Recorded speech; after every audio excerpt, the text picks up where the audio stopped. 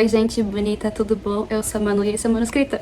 Antes de começar o vídeo, eu vou te convidar pra se inscrever no canal, ativar o sininho, pra que tu receba notificações quando saírem vídeos novos, que pelo meu ritmo de gravação e edição pode ser amanhã, pode ser depois de amanhã, não sei, tem que ver. E também pra curtir o vídeo e comentar e me dizer qual é o teu livro preferido da Taylor Jenkins Reid, se é que você leu Taylor Jenkins Reid, né? Então, no vídeo de hoje, eu vou falar sobre um livro que foi muito esperado e que eu terminei recentemente. No caso, faz 3 horas, não, mais, faz umas 6 horas. E eu estou falando de Carrie Soto está de volta, ou na versão em inglês, Carrie Soto is back, lançado ano passado. Nas ambas edições, brasileira e americana, barra britânica. Essa minha capa é a britânica. Eu falei sobre esse livro no meu vídeo de leituras que eu quero fazer em 2023. Eu já consegui alcançar uma. Uhul! A Taylor Jenkins Reid, ela criou essa quadrilogia dos famosos, assim. Ela começou com a Evelyn Hugo nos anos 60 e ela foi até a Carrie nos anos 90. E a nossa protagonista, Carrie Soto, ela faz uma aparição em Malibu Renasce, que é um livro do ano retrasado, do Taylor. E é uma aparição pequena e importante, em certo ponto, porque ela é mostrada como se fosse uma rival da protagonista do livro, a Nina Riva. E se você lê Malibu Renasce, você sabe do que eu estou falando, né? Então, muita gente questionou a escolha da Taylor para falar sobre a Carrie, porque muita gente não gostou da Carrie naquele outro livro. E depois de ler um pouquinho desse livro, a gente entende por que ela fez isso. Eu lembro de ler o título do livro e ficar pensando, por que ela vai falar sobre a Carrie, a destruidora de lares? Mas, gente, a Taylor Jenkins Reid fez tudo valer a pena. O blurb do livro, ele fala aqui que você vai se apaixonar pela Carrie.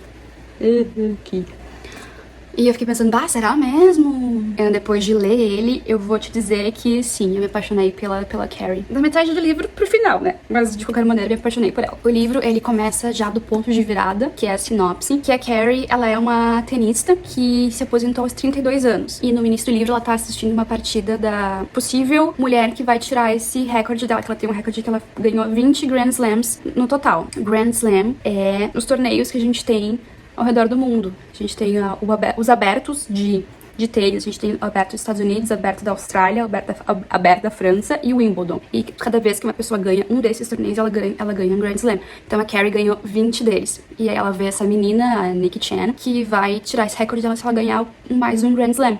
Então a Carrie decide, aos 37 anos, voltar a jogar tênis e ultrapassar esse recorde dela e também se tornar a mulher mais velha a ganhar um Grand Slam na época. Hoje em dia, um tenista joga até uns 30 e tantos anos, 40 anos. A gente tem a Serena Williams, que se aposentou com 40 anos, logo em seguida que foi dito que ia sair esse livro. E até o Federer se aposentou tarde também. E então, nos anos 90, pensar que uma tenista já aposentada de 37 anos iria voltar a jogar tênis era impensável. Os tenistas eram vistos como velhos já pro esporte. E vamos ser sinceros, é um esporte que exige muito fisicamente dos atletas, qual que não. E eles se machucam bastante, eles estão sempre com o quadril destruído, o joelho destruído, enfim. E a Carrie, ela machuca o joelho dela e por isso ela se aposenta. Então, a Carrie, ela é uma filha de um ex-jogador de tênis, o Javier Soto, conhecido como Jaguar.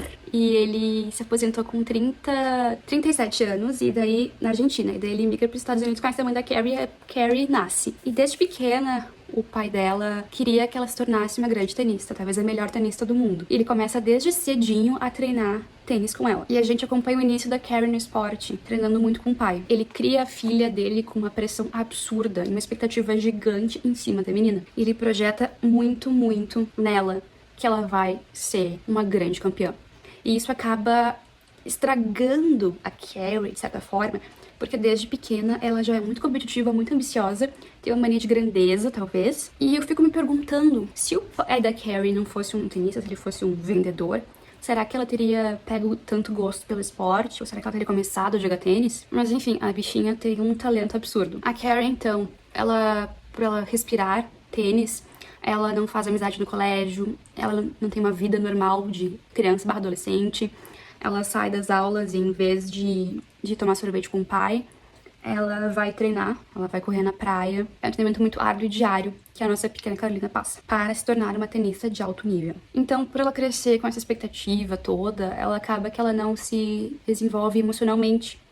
E ela não sabe perder ou aceitar algumas coisas. E a gente sabe que, tanto na vida quanto no esporte, a gente perde e a gente ganha, né? Nós brasileiros sabemos como é que é isso. Ai, Copa do Mundo. Tudo pra Carrie é o tênis. A vida dela gira em torno do esporte. A gente vê ela como uma atleta fria, digamos assim, às vezes sem coração, que faz provocações nos seus adversários, fala que eles não sabem jogar, fica, tu acha que tu joga tênis? Tu não joga nada, vai aprender a jogar tênis, não jogar comigo, umas coisas assim. Dá uma raivinha dela, dá vontade de dizer pra ela tirar a cabeça de dentro da bunda dela. E ela tem esse ego gigantesco, talvez, mas que ao longo da leitura faz sentido. Tem até uma cena dela num evento, conversando com outro jogador homem, que ele meio que diminui ela. E ele fala, porque vocês mulheres, vocês jogam só 3 sets. A gente, que é homem, joga 5. E aí, sério, dá uma vontade de mandar o cara pra E a gente tem no livro algumas partes de jornalismo da época. Comentaristas que diminuem ela, que chamam ela de coisas idiotas, assim, machistas. E diminuem a capacidade dela enquanto jogadora. E ela é uma mulher no livro que ela alcançou grandes feitos pro tênis feminino. Algumas das características da Carrie, digamos assim,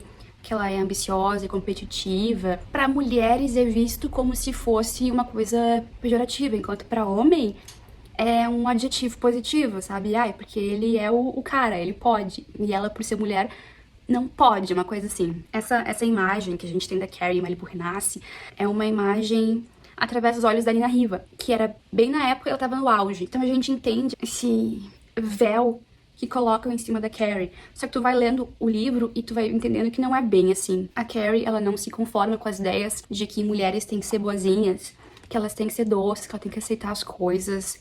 E dizer, não, se eu ganhei o Wimbledon é porque foi sorte. Não, não foi sorte. Tu é maravilhosa e tu treinou muito e tu mereceu ganhar e suou muito pra isso.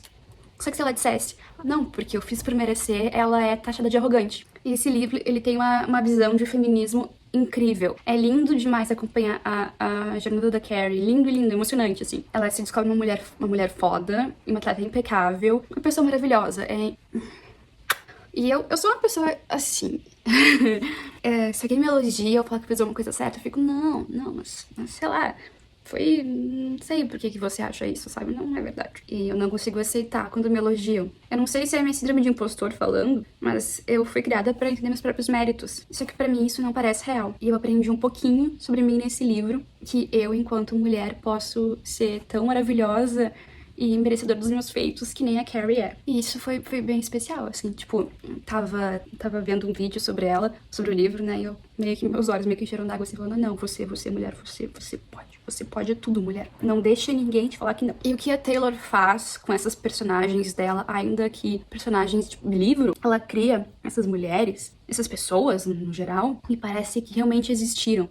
Parece que a gente tá lendo sobre pessoas de verdade. Eles têm inúmeros defeitos e qualidades, e isso transforma a leitura em algo muito mais aprazível e emocionante até. A gente acompanha os personagens e se coloca um pouco no lugar deles e pensa, o que eu faria se estivesse no lugar de X pessoa? A gente simpatiza por eles, a gente quer esganar eles, e eu acho que isso é uma coisa muito, muito legal de ler livros. E a gente vê eles tomando decisões erradas e fica pensando, não faz isso, não, mas será que eu faria diferente? O livro, ele é dividido entre o ponto de vista da Carrie e partes de jornalistas. No audiobook, a gente tem a narradora da Carrie, falando em primeira pessoa, e a gente tem pedaços de artigos de jornais, falando sobre ela, e programas de TV, tem até uma vinhetinha, assim, que entra numa hora, que fica, this is the US National Sports Channel, Mark Hadley, blá, blá, blá, blá. E aí tem os vários narradores, como se fosse uma conversa entre o apresentador e os comentaristas. Eu achei que essa escolha do audiobook foi muito, muito legal, porque deu pra entrar mais a fundo na história e entender também como a Carrie se vê e como os outros veem ela. E eu torci muito por essa mulher, eu torci muito pelo amadurecimento dela, pelo crescimento dela. Me emocionei com as cenas de tênis, me emocionei com as cenas fora do tênis, que não são tantas. E eu fiquei triste com algumas derrotas, embora feliz por ela ter perdido algumas coisas e jogos, né? E aprendido a lidar mais com a frustração dela, que é uma coisa que ela não sabia fazer. Ela tinha acessos de raiva, assim, no livro, por coisas pequenas e, tipo, talvez o básico que a gente tem que aprender quando a gente joga um esporte, que a gente vai perder, eventualmente a gente vai ganhar, tá tudo bem. Outro dia, tu volta lá e tu ganha de novo, tu ganha depois. Tem algumas coisas que eu não gostei do livro, porque, né, nem tudo são aces.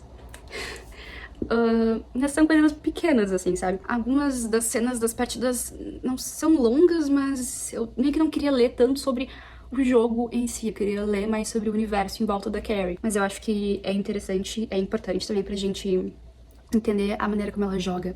Talvez não focada no esporte em si, mas no universo ao redor dela, embora o universo dela seja o tênis e somente o tênis, os relacionamentos dela são todos focados no tênis. A gente vê interações dela com o pai, que é o treinador dela, com a gente dela e com outros personagens que também jogam tênis. Uma coisa que eu achei legal é que a gente tem uma partezinha do Brandon Randall, que é o personagem de Malibu Renasce, que ele vira uma nota de rodapé no livro, assim. Ele deve ter um parágrafo falando sobre ele, meio parágrafo talvez. E é isso, e nunca mais volta. Eu achei isso muito bem feito, porque ele é bem babaca nos dois livros. Uma coisa que eu não gostei, eu acho que a implicância é minha, tá? Pode ser implicância minha. As frases em espanhol não me incomodaram. Tem muita frase em espanhol, diálogos da Carrie com o pai dela que migram do inglês para espanhol, mas são tipo frases bem pequenas. Eu tive a impressão que a autora escreveu a frase em inglês, jogou no Google Translator e pegou em espanhol, porque são expressões formais. Assim, a gente tem aqui na página 194, que o pai dela fala assim pra ela: "Después tienes que estar lista para jugar con todos los ojos clavados en vos, entendido?"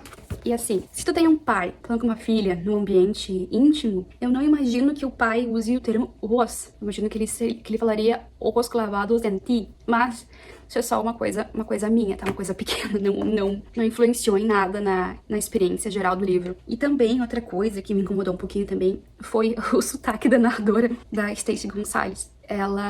Eu não sei se ela tem descendência mexicana ou venezuelana, ou de alguns países da América Latina, mas o personagem do pai dela nasceu na Argentina, ele morou lá até os 30 e tantos anos, então ele vai ter um sotaque argentino. E ela fala com um sotaque mexicano, talvez.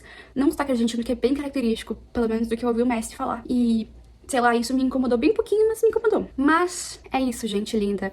Esses foram meus pensamentos sobre Carrie Soto está de volta. Foi um livro que eu amei, um livro que eu gostei muito mesmo.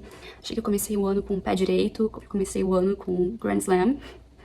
Me emocionei muito, achei, tipo, lindo demais, muito legal mesmo, assim. Recomendo muito pra você ler esse livro, se você é mulher, principalmente, porque é uma lição de feminismo incrível, assim. Acho que todos os livros da Taylor, eles têm bastante essa questão do feminismo. Pois é, nem sempre falamos mal de livros, né? Eu achei que a narradora do audiobook, a Stacey Gonzalez, fez um papel impecável, um trabalho maravilhoso. Ela transmitiu emoção, transmitiu frustração. Foi, assim, chef's kiss, assim, total, sabe? A experiência do audiobook com o livro foi incrível, recomendo muito. Se você consegue ler em inglês e ouvir o audiobook, faça isso, porque acho que, sim, sei lá, foi tudo de bom. E agora eu vou... Agora não, que já é de noite, né? Amanhã eu vou marcar minhas aulas de tênis, porque eu não jogo tênis desde 97. Eu fiquei super afim de voltar a jogar tênis depois disso. Então, gente, é isso. Muito obrigada por terem assistido até o final. Me comentem aqui se vocês leram Carrie Soto, como é que é a experiência de ler ele em português, se tu leu ele em português, quais são as diferenças, se é que tem diferença, né? E, bom, é isso, gente. Muito obrigada. Eu vejo vocês no próximo vídeo. Beijo.